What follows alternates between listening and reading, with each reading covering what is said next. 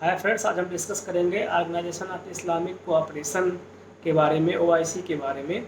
हम जानते हैं कि ओआईसी मुस्लिम देशों का एक संगठन है जो उनके एक तरीके से फ्रीडम की बात करता है और मुस्लिम देशों में कैसे डेवलपमेंट किया जाए, कैसे मुस्लिम देश एक साथ आपस में रहें, कैसे उनमें ब्रदरहुड की स्थापना हो, इन सब चीज़ों के बारे में ओआईसी एक तरीके से डिबेट करता है। और इसकी मीटिंग्स भी डिफरेंट डिफरेंट देशों में होती है। कभी इसकी मीटिंग यूएई में होती है, कभी इजिप्ट में होती है।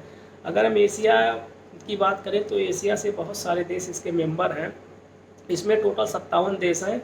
इसमें एशिया, अफ्रीका, साउथ अमेरिका और यूरोप के देश भी शामिल है। एशिया में Saudi Arabia, Iran, UAE, Qatar, Bahrain. Africa में इजिप्ट, मोरक्को, अल्जीरिया, तुनीसिया, ये सब देश शामिल हैं।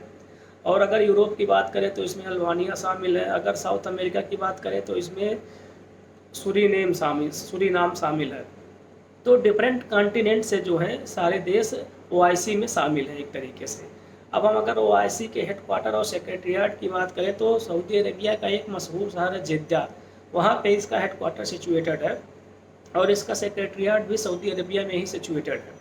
तो अगर हम पॉजिटिव फीचर की बात करें कि आखिर ऑर्गेनाइजेशन ऑफ इस्लामिक कोऑपरेशन की ज़रूरत क्यों पड़ी, तो हम देखते हैं कि ऑर्गेनाइजेशन ऑफ इस्लामिक कोऑपरेशन की ज़रूरत इसलिए पड़ी ताकि जो भी 57 देश हैं उनमें आपस में एक तरीके से सारी कोऑर्डिनेशन हो, उसमें एक तरीके से समन्वय हो और सारी चीज़ें बहुत अच्छे से हो सकें।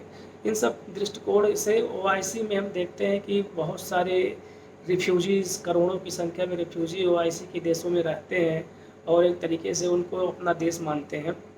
और कहीं से भी अगर प्लान होता है तो एक तरीके से ओआईसी जो है ऐसे देशों को पनाह देता है। दूसरी बात, हम अगर निगेटिव कोरिलेशन की बात करें तो ओआईसी के बहुत सारे देश हैं जिनमें एक तरीके से एक इंटरनल स्ट्राइफ चल रहा है, एक तरीके से सिविल वार टाइप की सिचुएशन बनी हुई है। सिविल वार चल रहा है, जैसे सीरिया में हम देखते हैं, ट्यूनीसिया में अरब बसंत देखते हैं। तो यहाँ एक तरीके से प्रॉब्लम्स चल रही हैं। दूसरी बात ये कि ये हम देखते हैं कि ओआईसी के बहुत सारे ऐसे देश हैं जिनमें मोनार्की का शासन है और मोनार्की का शासन होने की वजह से वहाँ डेमोक्रेसी बहुत ज़्यादा नहीं चल पाती है। तो एक तरीके से ओआईसी इसमें भी कामयाब नहीं है क्योंकि हमें मोनार्की से एक तरीके से रिपब्लिकन सिस्टम की तरफ बढ़ना चाहिए। दूसरी बात, हम देखते हैं कि ओआईसी कुछ मैटरों में हमेशा डिस्कस करता रहता है। जैसे पाकिस्तान ओआईसी का एक मेंबर है, तुर्की भी है एक मेंबर, मलेशिया भी मेंबर है। तो ये सब देश हमेशा जो है पाकिस्तान का सपोर्ट हमेशा तुर्की करता है और ऐसे फोरम पे हमेशा वो कश्मीर का मुद्दा उठाता है। पाकिस्तान ने, जैसे यूएई में एक मीटिंग चल रही थी तो उसमें यूएई ने इंडिया के फॉरेन मिनिस्टर सुषमा स्वराज को इनवाइट किया था। उसी प्लेटफॉर्म पे एक तरीके से पाकिस्तान भी अपना कश्मीर का मैटर एक तरीके से उठाता रहता है। लेकिन ऑर्गेनाइजेशन ऑफ इस्लामिक कोऑपरेशन के जो भी देश हैं उसमें बहुत ज़्यादा महत्व कश्मीर इशू को नहीं दिया जाता है। लेकिन उसके बाद भी तुर्की और पाकिस्तान ये मुद्दा उठाते रहते हैं।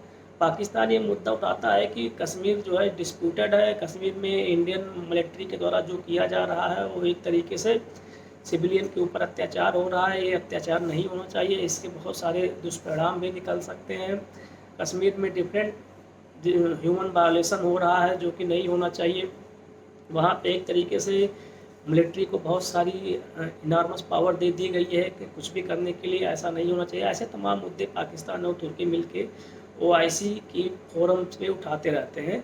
लेकिन ओआईसी के डिफरेंट जो देश हैं वो इसका बहुत ज़्यादा समर्थन नहीं करते हैं। वो जानते हैं कि क्रॉस बॉर्डर टेररिज्म पाकिस्तान के द्वारा इंडिया में फैलाया जा रहा है, स्पेशली जम्मू कश्मीर के रास्ते। थैंक्स गाइस आज के लिए।